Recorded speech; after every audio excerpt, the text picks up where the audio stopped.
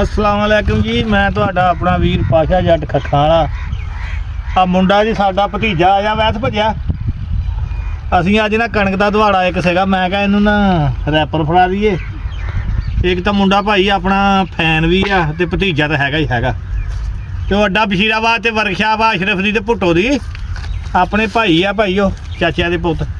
ਤੇ ਉਹ ਨਾ ਵੈਸ ਕਹਿੰਦਾ ਚਾਚਾ ਕਣਕ ਮੈਂ ਵੜ ਦਿੰਦਾ ਵਾ। ਮੈਂ ਕਿਹਾ ਚਲੋ ਚੰਗੀ ਗੱਲ ਆ ਪੁੱਤ, ਲੱਗਾ ਤਾਂ ਹੋਇਆ ਵਾ। ਹੁਣ ਚਲੋ ਅਸੀਂ ਹੌਲੀ ਹੌਲੀ ਭਰੀਆਂ ਪਾਵਾਂਗੇ। ਤੇ ਇਹਨੇ ਵੜ ਦਿੱਤੀ ਆ ਭਾਈ।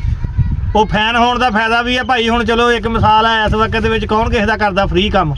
ਮੁੰਡਾ ਕਹਿੰਦਾ ਚਾਚਾ ਤੇ ਤੂੰ ਲੈਣਾ ਦੇਣਾ ਕੁਛ ਨਹੀਂ, ਚੱਲ ਕਣਕ ਤੇਰੀ ਵੜ ਦਿੰਦੇ ਦੁਬਾਰਾ।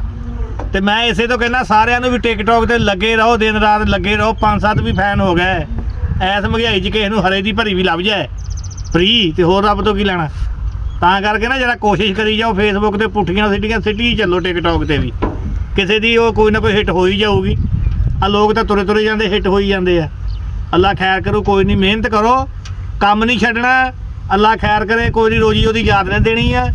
ਤੇ ਇਕੱਲਾ ਇਹ ਨਾ ਹੋਵੇ ਵੀ ਜਿਹੜਾ ਕੋਈ ਟਿਕਟੋਕ ਬਣਾਉਣ ਲੱਗ ਪਏ ਮਗਰੋਂ ਸਾਰਾ ਕੁਝ ਛੱਡ ਦੇਵੇ।